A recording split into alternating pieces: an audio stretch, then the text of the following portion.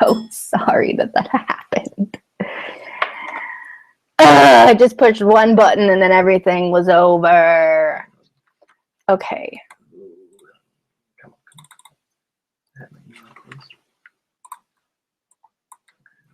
Let me go. I'll go to the Book of Faces.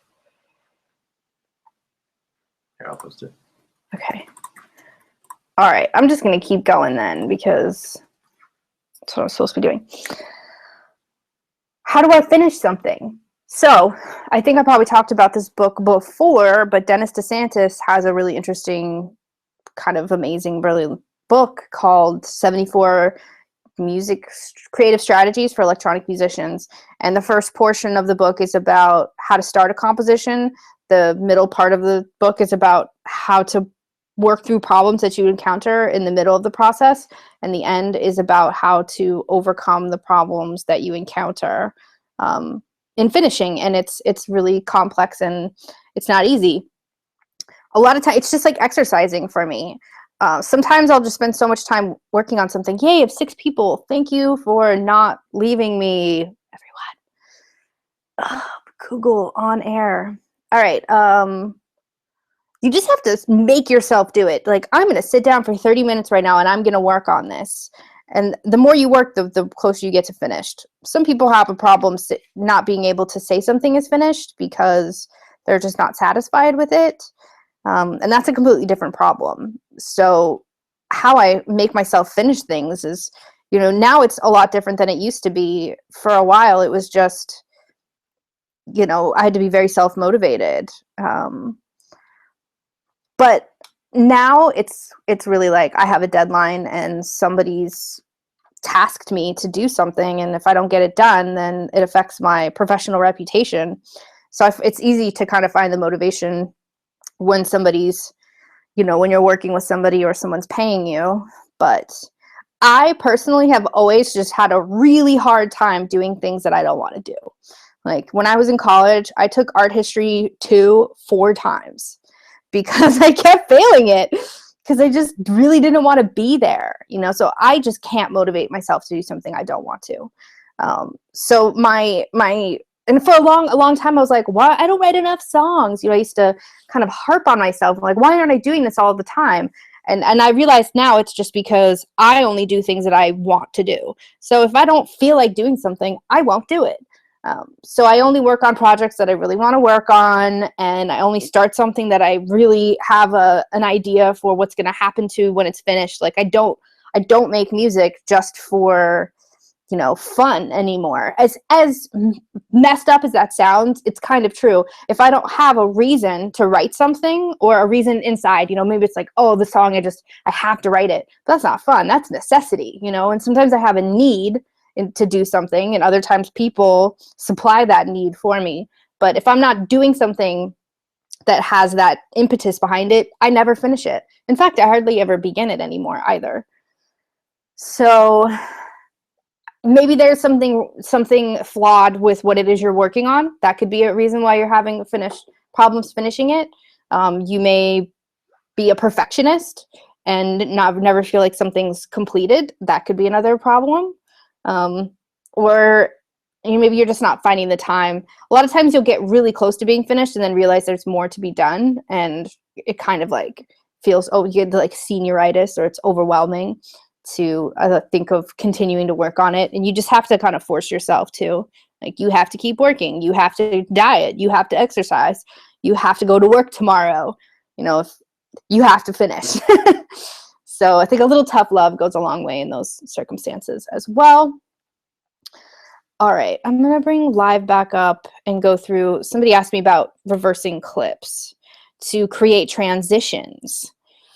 So what I'm going to do here actually is I'm going to go into the clips and I'm going to grab something.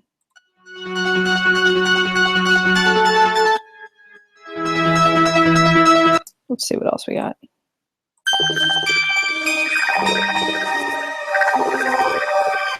That's really weird. Sure. All right, so I've got some audio samples here, and let's just say I want to take... You're sharing your screen, by the way. Oh, How about I stop the broadcast again? Just kidding. Sharing my screen. How about I make things really difficult for everyone right off the bat? Sounds like fun, doesn't it, guys? All right, this is actually a different thing that I want.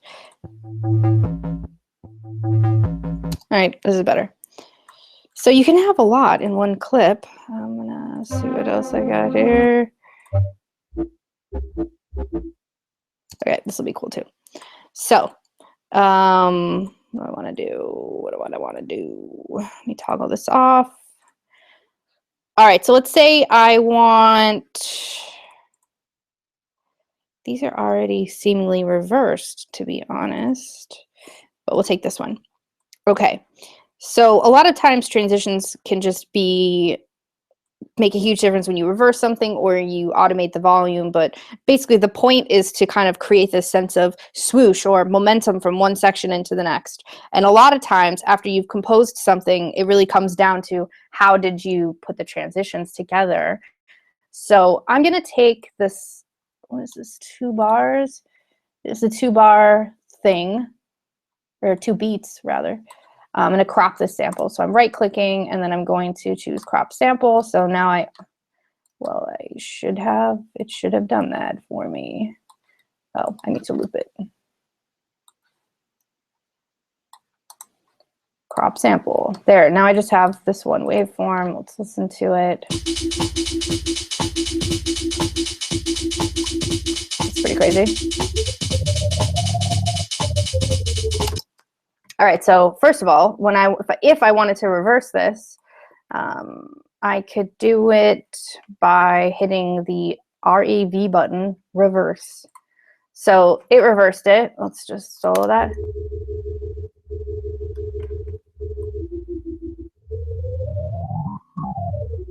Okay. But just know that does create a new audio file when you do that. So you're making more space inside of your project folder. I'm going to put this on textures for the warping algorithm. I'm also going to turn it up a little bit. Cool. So I reversed it, but really what I want is for it to kind of swoop in. So I'm going to enter the envelope, which is E here. I'm going to choose the parameter. So I'm going to put this transposition in there. So mixer clip, I'm going to go to transposition modulation. All right. And then I'm going to put another breakpoint here. Oh, God. I'll use my pencil, actually. Couple steps up, couple more steps up. And you create these kind of slopes. Who doesn't love a slope that looks like that? You know you're doing something right when you've got a straight line, a straight diagonal line. Okay, so let's listen to it now. Cool. Let's listen to it in context.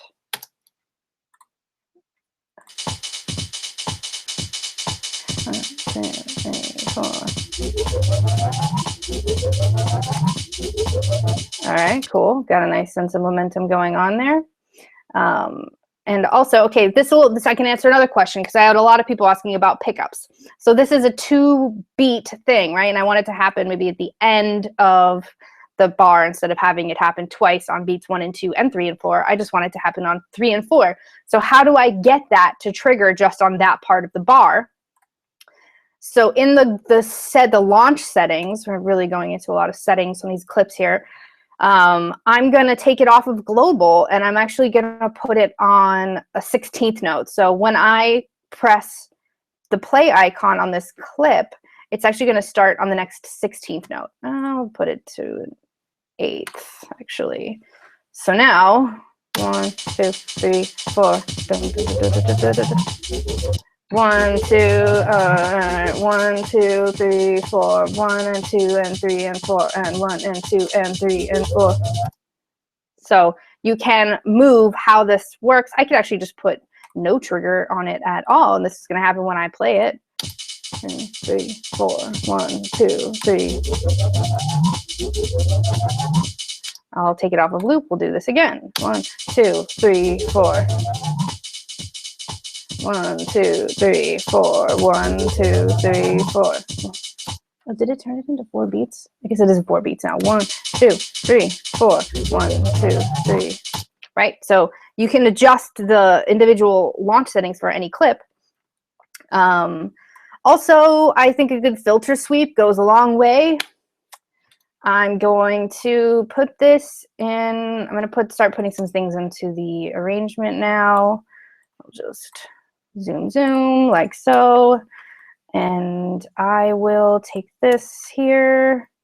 I'm going to put it at the end of an 8-bar phrase because that would make sense for a transition. I'm going to go into my drum clip here, and I'm going to pick something else. Oh, that's cool. I'm going to isolate it. Then I'm going to put in that there. Move this over here. And then I'm going to add a filter. I'm going to automate a filter here. So I'm going to put an auto filter on the drums. Okay. So it's on there, and then I'm going to automate it. I want this auto filter here. Okay. So I know what parameters I want to automate, but I want it to be the frequency. Go out of this here. So we're going to do like a little swoopy thing down and then up. I want that. And the resolution, I'm going to do the same thing, except I'm just going to go like that.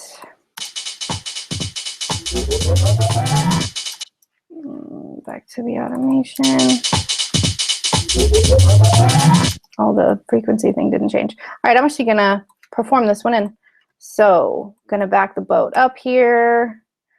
I'm going to record it in, except I'm going to overdub it on. Yep, that was working. Okay.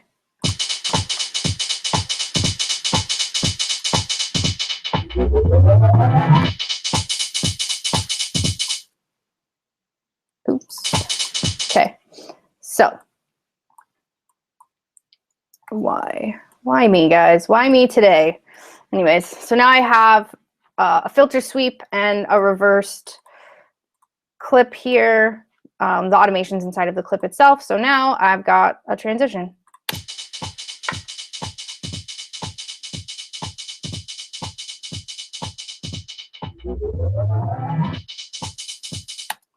So that was kind of an oversimplification of it, but now we've got this swoopy thing. Also, what you can do with the pickup stuff, a lot of times, you know, you'll want to launch a scene, but then you'll have something else that's on a pickup, but you want everything else to keep playing. And so you want to launch this particular clip in a certain place, but not have it affect all the other parts of a scene. You can remove the stop buttons on something. So let's say you launched something and it had a little extra space in one of these clips, right? The first one, maybe they all have an extra measure, and then one of these tracks has the pickup. They're all playing together. And then you want to launch the next scene on the downbeat, but you want the other thing to keep playing without having to unsync again because of that pickup. You can just have it continue to play like so.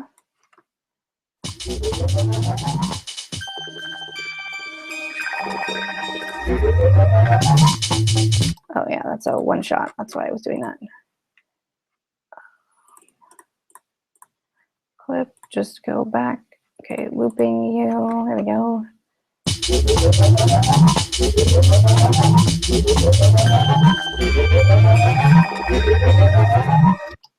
Trippy.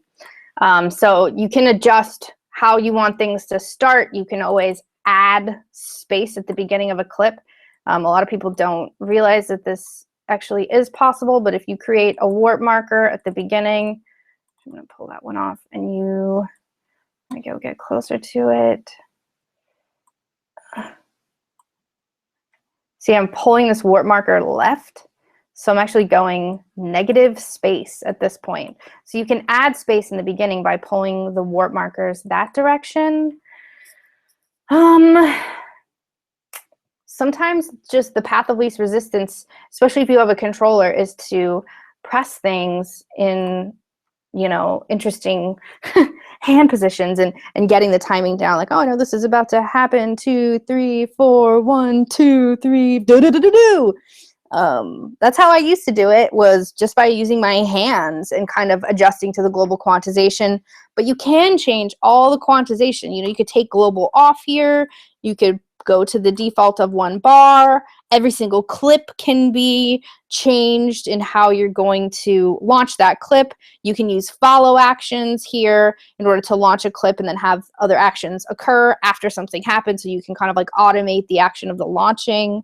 There's a number of ways to make that omelet. You just got to crack some eggs, I think, is maybe the visual metaphor here. All right, it's 1:34. I'm super sorry about the whole stop broadcast thing. That was stupid.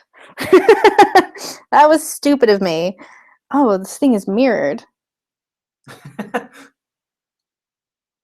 Okay, I'll just toggle that off. It's really difficult to see me in this other camera.